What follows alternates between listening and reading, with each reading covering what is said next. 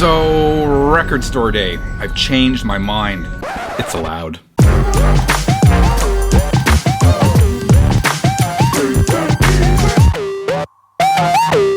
Hi, my name is Frank. It's Friday. That means it's time to kick back, relax, and talk music, dear 33er. So earlier this year, I did this video where I said that the 3 RSD drops plus the record store day in November was overkill, and that 4 record store days in 1 year is just too much. I've changed my mind. It's allowed. It's allowed. I want to talk a bit about that, show you some RSD pickups and some other recent pickups. I haven't done that in a while. But first, let's draw for the contest winner. I'm just setting up my screen record here so you guys can see what I'm doing. I got this random YouTube comment generator website. Gonna enter the link of the URL. Hit, what do we hit here? Get YouTube comments. Well, here it is. Start raffle. There we go. So here's the names. And the winner is, all right, the winner is Christopher Sorensen. Keep on spinning, dude. Rock on completely. Christopher, congratulations. You have 4 days from the time this video is posted to get in touch with me. Please shoot me an email, channel33rpm@gmail.com. This contest was fun. So many entries. I'm going to do another contest really soon because, I don't know, these are fun. Anyway, let's get on with the record store day talk. Channel 33 RPM. So I did this video a couple months back where I noted there would be 4 record store days in 2020, the 3 RSD drops, August, September, October, plus the Black Friday record store day.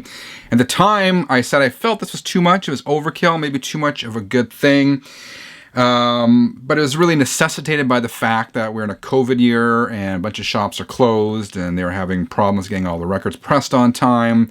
You know that drill. But I thought it was overkill. I thought maybe they should just condense it to one in October or something and then do the Black Friday one. But I was wrong. Actually, in the end, I really liked all these record store day drops and I ended up buying more record store day releases than I likely would have otherwise. I'll quickly show you. Some of these I've shown before, but on the first drop, I bought Fight, Small Deadly Space. This was Rob Halford's solo band and their second release. Then on the second RSD drop in September, bought Corb Lund, Cover Your Tracks. Corb Lund is Canadian alt country, roots country guy. And this is him doing a bunch of cover songs. These boots are made for walking, Cover the Rolling Stone, They're Hanging Me Tonight, Outlaw Man, Ride On. Spanish 7 Angels, really good cover of that one. It's still rock and roll to me, and I shall be released. I got all of these from a local record store called the WINNIPEG Record and Tape Company. If you ask me, they're the best local record store. Love going there, love chatting with the owner, Kevin. So if you're ever in Winnipeg, check out the WINNIPEG Record and Tape Company and tell them Frank sent you. So, this is the first one I got for this third drop. This is Frank Marino's live album. Well, Frank Marino and Mahogany Rush, called Real Live, Volume 1. This was recorded in Montreal, Canada, which is Frank's hometown. It was originally released in 2004. There's only half the album. That's why it's called Volume 1. I expect there would be a Volume 2 coming at some point. There's a lot of jamming on this album, and there's a lot of extended sort of instrumental stuff. This may not be the best place to start if you want to get into Marino Mahogany Rush. I would first check out Tales of the Unexpected, released in 1979. That's one of my favorite Frank Marino albums. And also his solo album, Juggernaut, which was released in 1982. Frank Marino is such an underrated guitar player, just phenomenal. I mean, they considered him at one point the reincarnation of Jimi Hendrix. He doesn't care for that comparison, but he certainly fits that mold, and such a brilliant guitarist. Again, from the WINNIPEG Record and Tape Company. Got this one. This is Alice Cooper live, if you can see that, live at the Apollo Theatre in Glasgow, Scotland. On February 19th, 1982, that was actually the last tour stop of Alice Cooper's Special Forces tour, and that was such an odd period for Alice. He was freebasing cocaine, and he doesn't remember a lot of it. It's just an odd period, and sort of even his look changed. He kind of, how do I describe it here? Military drag look is what I put in my notes here. Another interesting thing is Alice does a lot of talking between the songs in this release, and Alice, the character, typically doesn't do a lot of stage talking, so that's interesting as well. And this was also this was the last date of that tour I told you, but this was also Alice's last tour for 4 years, as he really took some time to recoup, and then he came back in 86, of course. So most of the material on this album was previously unreleased. A few tracks were on the EP called For Britain Only, and I was super happy to get that. I was pleasantly surprised actually, by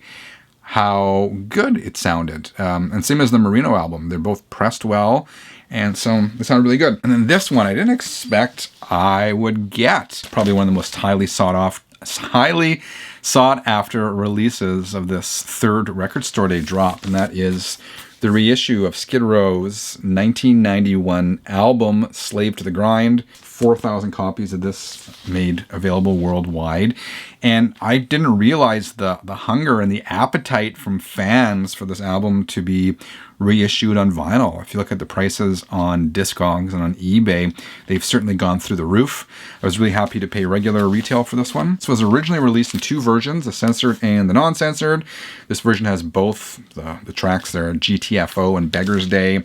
The second album is a lot of it's bonus material. All the tracks from the second album were previously released. Like, it's got Beggar's Day, Holidays in the Sun, GTFO Live, and Delivering the Goods live with Rob Halford. Amazing version, so I was very happy to get that. So yeah, again, back to that original then, just after getting all these great albums and the fact it was kind of staggered like that, I ended up really digging the whole concept of the Record Store Day drops. It encouraged me anyway to go to the record store multiple times and spend more money than I would have likely otherwise, so it was good for store owners. And during these odd times we're living into, it helped sort of create a sense of maybe normalcy, or at least something to look forward to. So I've changed my mind, dear 33ers. I was okay with that. And Record Store Day Black Friday is coming up, and we'll see what transpires out of that one. But I would like to know, what are your thoughts on this year's Record Store Day, the whole idea of the 3 drops? Is it overkill? Were you cool with it? I'd love to know. Let me know in the comments below. Now, some more vinyl. All right, so as you know, or as longtime viewers of this channel know, I've been trying to expand my musical horizons somewhat, and I've been getting into some jazz. So I saw this release. This is guitar-based jazz, really good, out of Africa. This album was originally recorded in 1970. It is the Hesho Besho group, if I got that correct. The album is called Armitage Road, and this is a mix of American and African jazz. It was originally released 1970, only in Africa and France, and it was quite hard to come by. This is a brand new reissue from a label called We Are Busybodies, an indie label, very small, out of Toronto. And the album has been remastered from a pristine copy of the French release, which is kind of cool. And the artwork itself here was inspired by the Beatles' Abbey Road. And there's kind of a bit to it where it acted as a critique of the social conditions in South Africa at that time, 1970, without overtly mentioning apartheid and running the risk of being banned. Anyway, it was very cool. It's a chill listen. As I said, guitar-based jazz. Beautiful pressing. It's pressed in Canada, and as a Canadian, it's nice to see more and more of these records being pressed domestically and sold worldwide. Like the Marino album was done in Canada. Corb Lund album was done in Canada.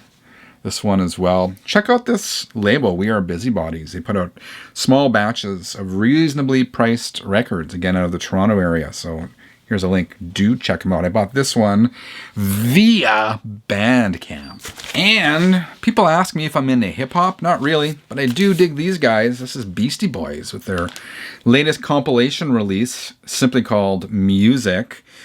I'm not the biggest Beastie Boys fan, but I am a fan. My favorite albums being Ill Communication and License to Ill. What's that other one? Hello Nasty. I kind of dig Hello Nasty, but I don't have a lot of Beastie Boys in the collection. I had a copy of Paul's Boutique and I sold it this past summer. I know that album is regarded as a hip-hop classic nowadays. That album never really registered with me, and I think it went to a home where the new owner will appreciate it more. But for me, there's some bands where compilations are really all I need, and Beastie Boys is one of those bands. But I mean, it's a really, really good mix, and again, the pressing is fantastic, which is surprising, perhaps. Maybe that's the wrong word, which is good to report, because I've done a lot of videos talking about issues with quality control, and all these albums here I showed you today, actually the quality control was top notch. So there is light at the end of this tunnel, folks, where we like to complain a lot about releases sort of being having all these issues, quality control scuffed up, labels off center, and hopefully that situation is getting better. All right, 33ers, that is today's vinyl update. A little bit of record store chit chat. Let me know what you thought of this in the comments below. Remember, if you dug this video, I'd appreciate a quick thumbs up. If you haven't subscribed yet, what the heck are you waiting for? Dear 33ers, have a great rest of your weekend. Until next time, keep on spinning.